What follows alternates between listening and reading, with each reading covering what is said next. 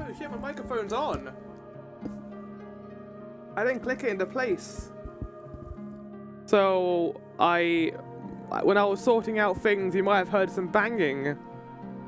Because I was moving some furniture around. Hello, I am here. Chat. Today we're going to finish off. Oh my god, this music's really loud. Give me a sec while I turn it down. Not loud for you guys, but it is for me.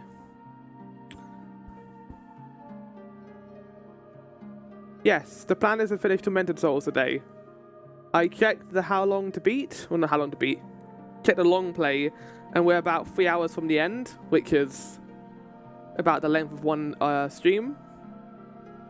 We got a bunch of news to get through first, so let me get that up, and we can go through it.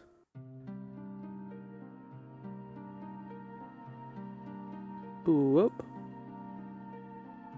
And there we go. Bring this up here. So, we're finishing off the month, chat, but we're not finishing off Spoopytober there. Unfortunately, just like Maelstrom, I ended up putting too much on my plate. So, we're going to be doing good old Daymare after this, which I think is about 15 hours. I think officially all my prep for Extra Life is done now. Well, that's good. You got about a week now until that all kicks off, so you got it all ready for that at the very least. So next week, chat, is going to be an interesting case because I usually stream on Monday and Friday, but Extra Life is on Friday, and I don't want to. I don't know if Pacey and Linktree are planning on doing a pre-stream for that. So I don't want to intercede that. I want to watch that, to be honest. So, depending on what happens next week, I've got an idea of something I could do on Friday, which is go through the last two compilations I did for Extra Life, go through 2022 and 2023 best moments before it starts. Or I do a Thursday stream, and I do Daymare then. That might be the best way of going about it. I don't think you're streaming next Thursday, are you, Mail? Before Extra Life begins? You might be. I have no idea. But moving on, chat. Quick harvests. 2 have happened. I played Garten Abandman because I got this during my my Cherry Casket last time. That sure was a free game. It sure was a game that existed. It was about 20 minutes, and it was fine. It wasn't terrible. I liked that they had the mascot horror creature just there, and you could walk past it. It wasn't scary. It was more so just eerie, and then it just kind of ended. So I was like, oh, okay. But in terms of good horror, Alan Wake 2 DLC was really good. It's not like the most complicated in terms of like gameplay like Resident Evil or most scary in like Silent Hill. There's a lot of reading. It's very story driven. It's almost like a graphic novel in some ways. There's so much text to get through. Like the combat was never the highlight of Alan Wake 2 for me. It was always the story and the presentation of everything. That game is just like carried by its presentation. But it makes me excited for Control 2. Control is really good. I highly recommend it if you haven't played Control. It is the closest we'll get to like an SCP-esque location, like game that's like really high quality and good. So I got a confession to make, chat. I was going to play Amazing Spider-Man 2 as one of the Soul Harvests. It doesn't exist anymore on Steam, and I don't really want to get it on console. Because I'm not going to shovel out £20 for an hour Soul Harvest. So the idea is I'm going to do something else instead. So I've re-rolled the wheel, and I'm going to be playing Castlevania Legends instead. Which, to be honest, I have heard mixed things about, but I've also heard people really like this game. So I am intrigued to see what Castlevania Legends is like. Alright, that fucking thing. I think Tom bought that to Super Show 1 week. I remembered that bird, so I realized this may be an unpopular opinion, but I thought Control was pretty boring. I mean, that's fair. There's a lot of text in it. There's a lot of just dialogue, a lot of stopping and just doing the story, and it's not going to be for everyone. It admittedly did get a bit monotonous towards the end, but I did enjoy my time with it. I think they have found a good point Remedy has found, where it's a mixture of good gameplay, it's fun enough to be interesting, but it isn't going to be boring for everyone. There seem to be chunks of enemies the game. Yeah, basically. Chat. The Adventures of Urinal Flow. The beginning.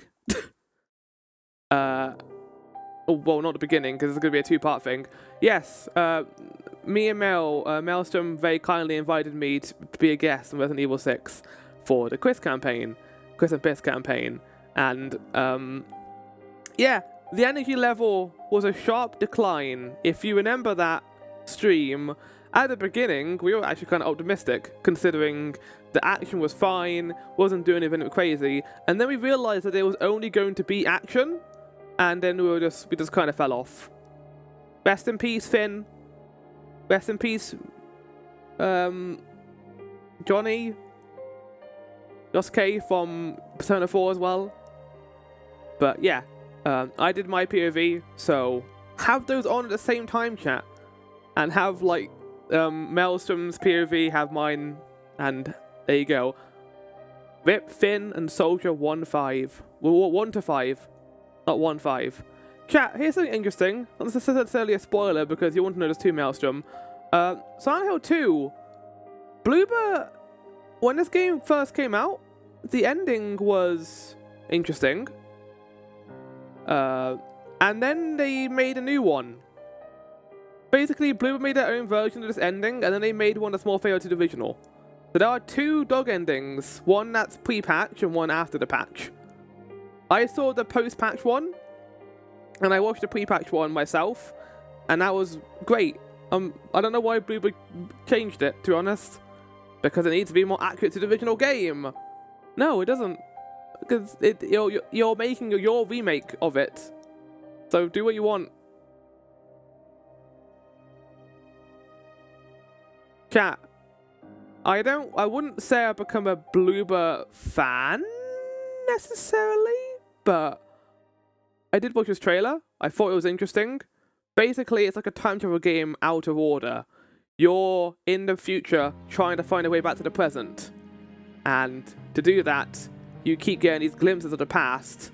It's time travel like going backwards rather than forwards. It's weird.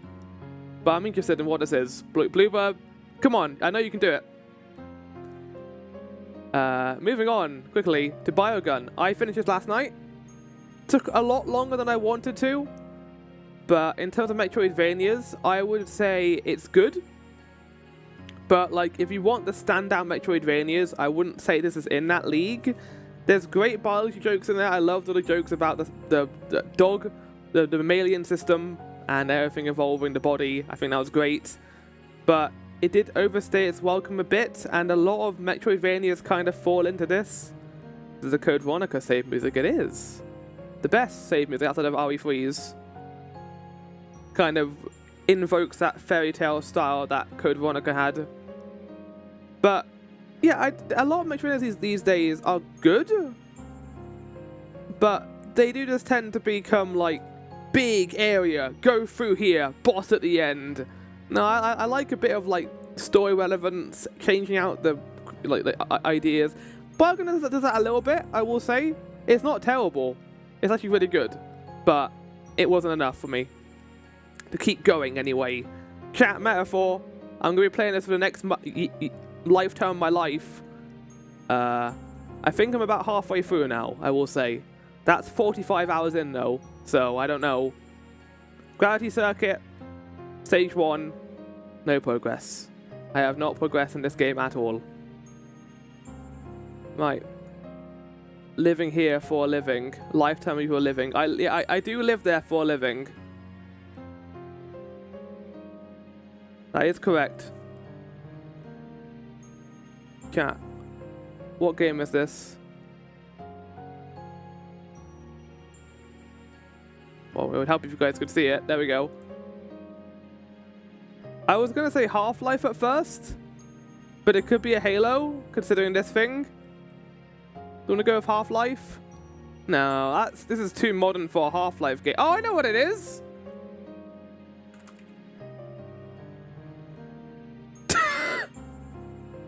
I remember the purple tentacles.